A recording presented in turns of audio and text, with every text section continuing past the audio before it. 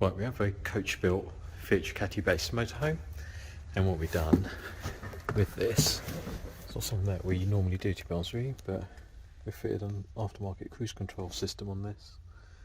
That's the actual stalk.